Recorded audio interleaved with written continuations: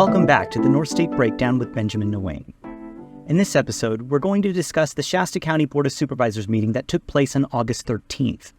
While not a new issue, this meeting further exposed deep divisions, sparked intense debates, and most concerning of all, raised serious questions about how public participation is being managed or manipulated by those in power.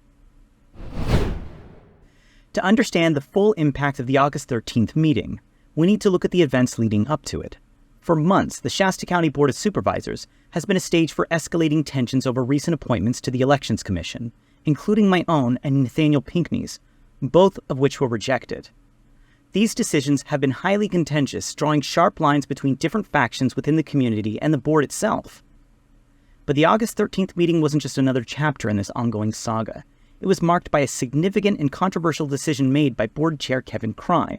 I'm going to exercise a right I have as chair. We have a ton of cards, and Council Larmer, does it have to be the minutes per each R or for the whole item, or can we make this one because we have 10 or more cards 2 minutes?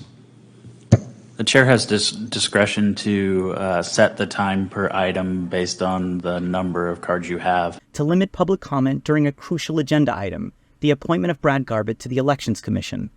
This move didn't just shift the tone in the meeting. Supervisor Rickard. Hey, listen. Resign. Let the man speak. Shut the hell up. Let him speak. Hey, listen. Hey, here's the thing.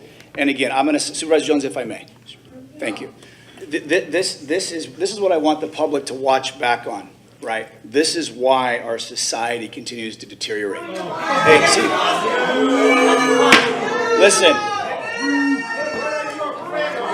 All right, Supervisor Jones. Shut up! Let the man speak. Hey. Everybody shut up. Hey, Let listen. him speak. Hey. Let him speak. Listen. It has potentially far-reaching consequences for how citizens perceive their role in local governance. Adding to the controversy is the fact that one of the previous appointees who now sits in the Elections Commission, Patty Plum, has raised serious concerns amongst many in the community. Before her appointment, Plum was seen holding a sign that said mail-in ballots are illegal, standing next to a voting fraud happening here sign, in front of the elections office, an allegation for which no evidence was provided. More recently, she has been seen wearing a shirt that says, "Pure blood," a phrase that carries disturbing connotations, including ties to Nazi ideals.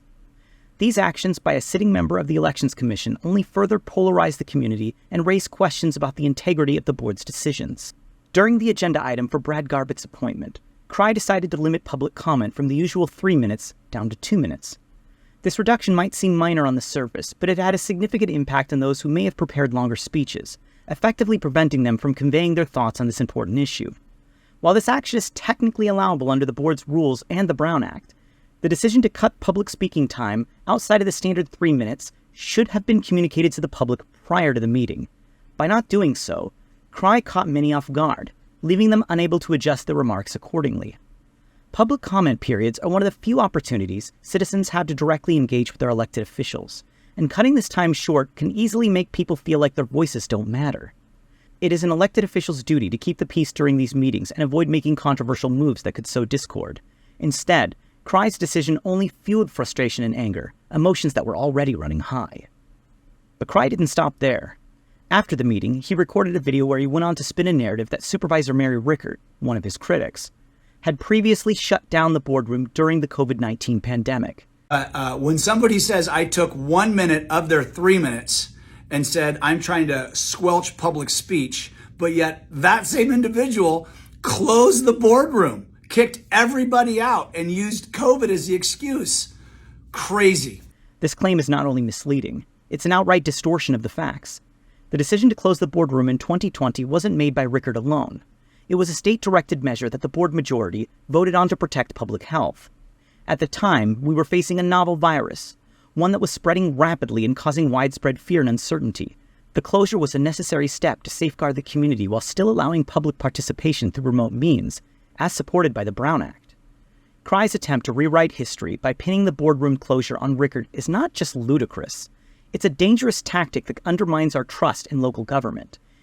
It's important to remember that Crye wasn't even politically involved back then, making his assertions all the more baseless. He seems to be using this narrative to distract from his own controversial decision to limit public comment and to paint his critics as hypocrites. One of the statements Supervisor Patrick Jones made on the August 13th meeting caught my attention. Once again, a few supervisors do not respect the authority of the chair. Supervisor Rickards. Certain members of the board don't respect the authority of the board majority. Jones' statement is steeped in irony, given his own history of allowing people into closed meetings multiple times, including on his very first day in office on January 5th, 2021, and again on August 17th, 2021, when a meeting was canceled due to not having a quorum. Jones' actions demonstrate a selective respect for the rules, applying them strictly when it suits his agenda and bending them when it doesn't. Jones' past behavior and Crye's recent actions suggest a troubling trend. The rules and standards of governance are being weaponized to stifle opposition and control the narrative. By limiting the public comment and spreading misinformation, they're not just managing meetings, they're manipulating the very fabric of our democracy. But let's not forget the people who are often caught in the crossfire during these heated meetings, the county staff who have to work in this increasingly hostile environment. If the public is being manipulated into outrage, the staff who are present during these meetings are also being placed in a difficult and potentially unsafe situation. The constant tension, the shouting, the possibility of conflict can make for a toxic workplace atmosphere. Manipulating the public in this way could be seen as a form of workplace harassment. It puts the staff in a position where they have to manage not just the logistics of the meeting, but also the emotional and physical safety of everyone involved. It's one thing to navigate the normal challenges of public service, but it's another to have to do so in a charged environment where conflict is deliberately stoked. And that's the breakdown.